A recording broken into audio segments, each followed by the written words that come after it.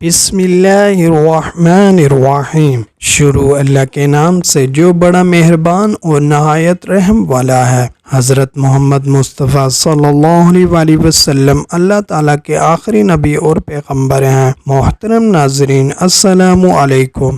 امید ہے آپ سب خیریت سے ہوں گے۔ اللہ تعالیٰ آپ سب کو ہمیشہ خیریت سے رکھے۔ محترم ناظرین، ویڈیو شروع کرنے سے پہلے آپ دوستوں سے درخواست ہے کہ ہمارے چینل کو سبسکرائب کر دیں اور ہو سکے تو ویڈیو کو ضرور لائک کر دیں تاکہ ہر نئی آنے والی ویڈیو آپ تک پہنچ سکے۔ ابو اللیث سمرقندی نے نقل کیا ہے کہ ایک بار چوتھے آسمان پر دو فرشتے ایک دوسرے سے ملے۔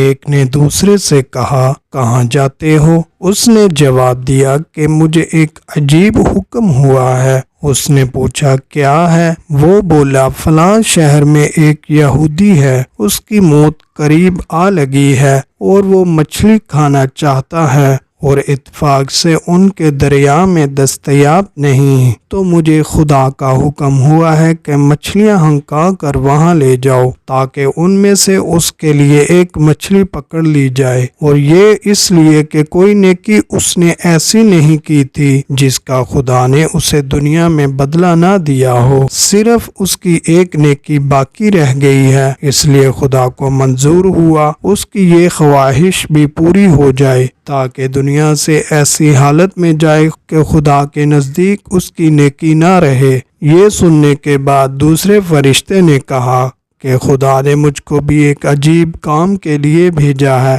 فلاں شہر میں ایک مرد صالح ہے جس نے کوئی گناہ نہیں کیا، جس کی سزا اسے خدا نے دنیا میں نہ دے دی۔ اب اس کی وفات قریب آ پہنچی ہے۔ اب وہ زیتون کا خواہش مند ہے اور اس کا ایک گناہ رہ گیا ہے، اس لیے خدا نے مجھے حکم فرمایا ہے کہ میں زیتون پھینک دوں تاکہ اس پر غم زدہ ہو اور خدا اس کے گناہ کا کفارہ کر دے اور خدا اسے اس حالت میں ملے کہ کوئی گناہ نہ رہے، یعنی زیتون کے تیل کا شیشہ جو اس کے گھر میں ہے اسے پھینک کر تیل ضائع کر دوں۔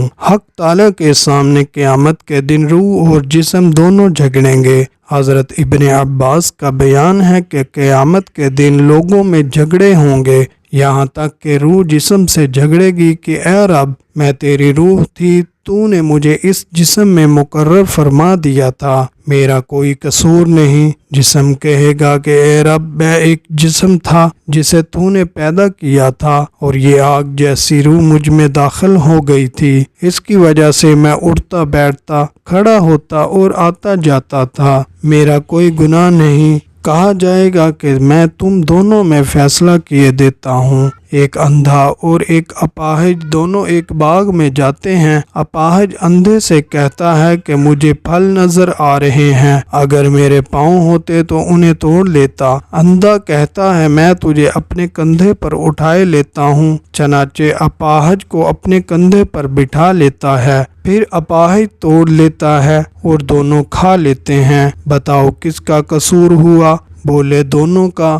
فرمایا تم نے خود اپنا فیصلہ کر لیا۔ صحابہ کرام رضی اللہ تعالی عنہم کے مختلف آثار سے ثابت ہوتا ہے کہ روح مومن عرش کے آگے وفات یوم اور وفات موت کے بعد سجدہ کرتی ہے۔ اللہ کے سامنے جا کر روح کا بہترین سلام یہ ہے، اللہم انت السلام ومنک السلام تبارک یا ذا الجلال والاکرام۔ قاضی نور الدین کا بیان ہے کہ میری خالہ بڑی نیک اور عبادت گزار تھیں، میں مرض الموت میں ان کے پاس گیا تو وہ مجھ سے پوچھنے لگی کہ جب روح حق تعالیٰ کے سامنے جاتی ہے اور اس کے سامنے کھڑی ہوتی ہے تو کس طرح سلام کرتی ہے؟ یہ سوال بڑا اہم تھا۔ میں نے غور کر کے یہ جواب دیا کہ اللہم انت السلام ومنک السلام تبارک یا ذا الجلال والاکرام کہتی ہے۔ خیر بیچاری فوت ہو گئیں۔ ایک دن میں نے انہیں خواب میں دیکھا، فرما رہی ہیں اللہ تمہیں اچھا صلہ دے۔ پہلے تو مجھ پر رعب چھا گیا اور خبر نہیں رہی کہ کیا کہوں، پھر مجھے تمہارا بتایا ہوا کلمہ یاد آ گیا اور میں نے وہی کہہ دیا۔